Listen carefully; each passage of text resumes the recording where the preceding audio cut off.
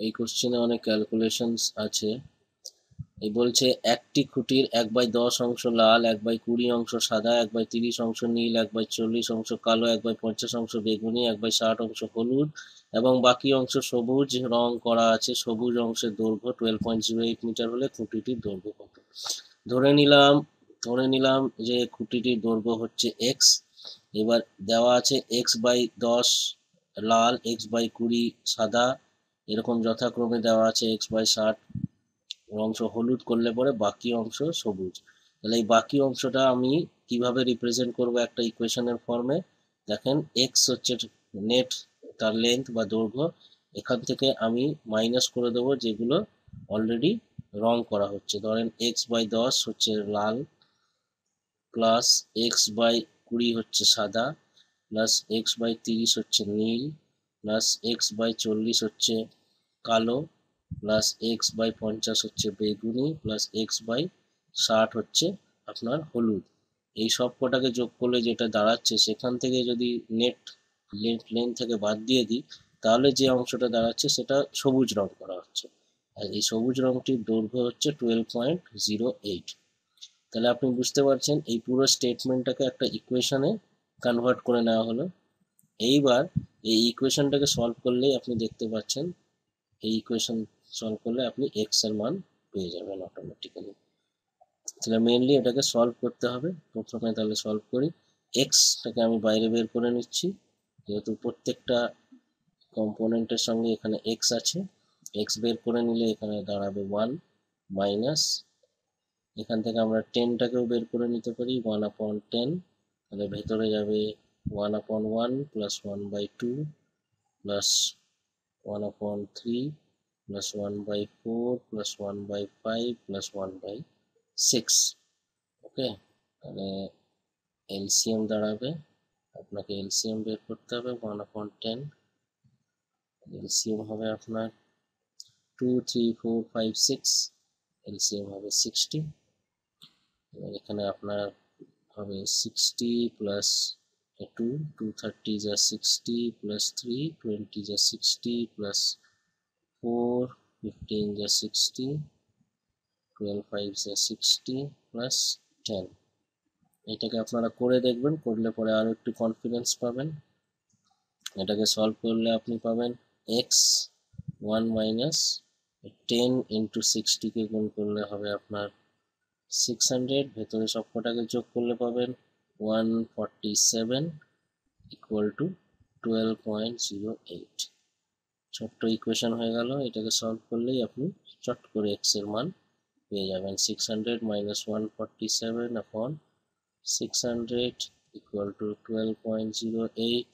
This implies 600 minus 147 is 453 upon 600 into x equal to 12.08.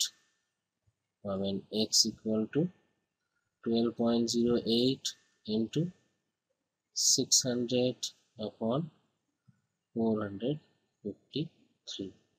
এটাকে আপনি solve করবেন, যেমন ধরেন এটাকে করবেন 3 1 যা 3, 3 5 যা 15, 3 1 যা 3 2 যা 6, 0 0।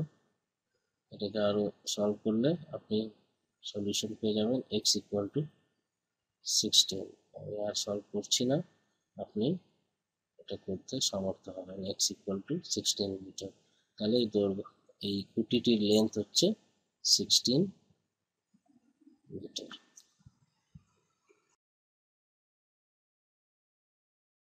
এই প্রশ্ন বলে একটি বর্গক্ষেত্রের প্রতিটি বাহু 10% বৃদ্ধি করলে ক্ষেত্রফলের শতকরা বৃদ্ধি হবে। If the each side of a square be increased by 10%, the percentage increase in area is। ধরে নিলাম একটা স্কোয়ার আছে, স্কোয়ারের প্রত্যেকটি সাইড হচ্ছে x, all the sides of a square x। দেন এইটার হচ্ছে বলেছে যে প্রত্যেকটি সাইডকে আমরা 10% বাড়িয়ে দিলাম। 10% মানে কত? 100-তে 10 বাড়িয়ে দিলাম। তাহলে এক্স এ কত বাড়ালেন ভাই? তাহলে এক্স এ বাড়ালেন আপনি x/10, কিংবা বলতে পারেন 0.1x।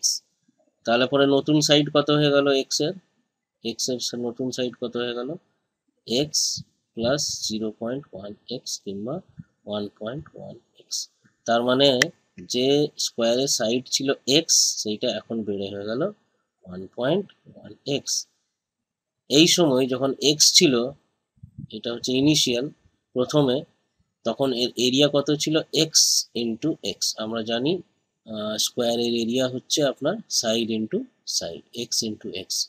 নতুন এরিয়া হয়ে গেল 1.1x ইন্টু 1.1x।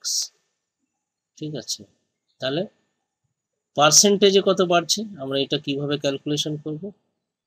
তাহলে বাড়ছেটা কত 1.1x ইন্টু 1.1x, এটা হচ্ছে বেড়ে যাওয়ার পর এরিয়া, আর এটা প্রথমে যে এরিয়াটা ছিল x ইন্টু এক্স।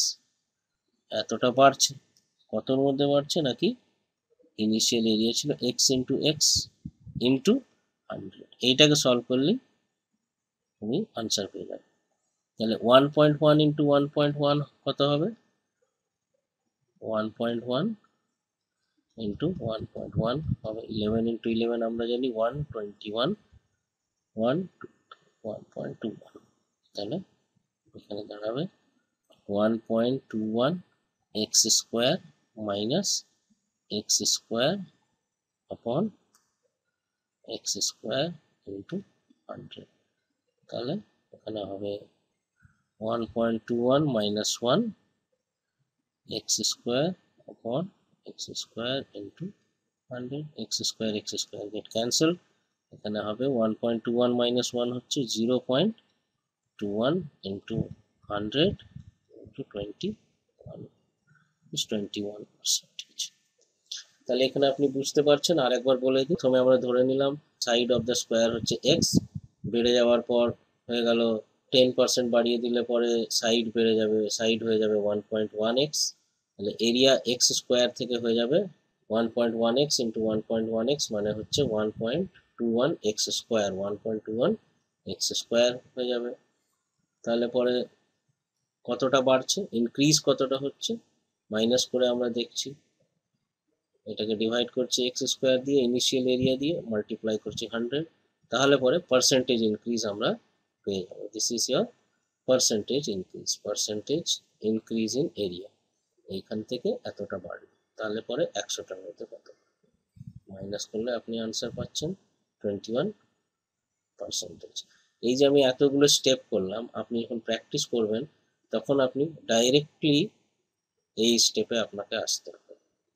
যখনই আপনি দেখবেন যে একটা যে কোনো একটা জিনিসের বা স্কোয়ারের, যেমন এখানে সাইড বলেছে 10% বেড়েছে, তাহলে আপনাকে একদম চট করে বুঝে যেতে হবে যে প্রথমে যদি x থাকে তাহলে যদি 10% বাড়ে তাহলে পরে 1.1x হবে। তাহলে এই 10% বাড়ার মানেই হচ্ছে 1.1x। যদি বলতো যে 20% বেড়েছে তাহলে পরে এক্সটা হয়ে যেত 1.2x। যদি বলতো 15% বেড়েছে তাহলে এক্সটা হয়ে যেত 1.15x। যদি বলতো 50% বেড়েছে তাহলে পরে এক্সটা হয়ে যেত 1.5x। তো এইভাবে আপনাকে চট জলদি কুইকলি কিন্তু সলিউশনে আসার জন্য চাই আপনার খুব প্র্যাকটিস। এখানে আনসার হচ্ছে 21%। হোপফুলি আপনি বুঝেছেন। এই কোশ্চেনটা খুবই কমন টাইপের কোশ্চেন, যেটা প্রত্যেকটি পরীক্ষায় আসে। 24 জন লোকের একটি পুকুর কাটতে 12 দিন লাগে, তবে কতজন লোক 8 দিনে এই পুকুর কাটতে পারবে? তাহলে নিশ্চয়ই এই প্রশ্ন থেকে বা কমন সেন্স থেকে আপনি বুঝতে পারছেন যে এরকম টাইপের প্রশ্নে যত মানুষ বাড়বে, লোক বাড়বে, তত দিন কমবে। তাহলে আমরা বলতে পারি যে number of person is always inversely proportional to number of days। তাহলে এটাকে যদি আমরা এই সাইনটাকে সরাই তাহলে হবে p ইকুয়াল টু একটা কনস্ট্যান্ট আপন d, কিংবা আমরা বলতে পারি নাম্বার অফ পারসনস, p মানে number of person and small d মানে number of days, p into d equal to constant. এটা একটা কনস্ট্যান্ট।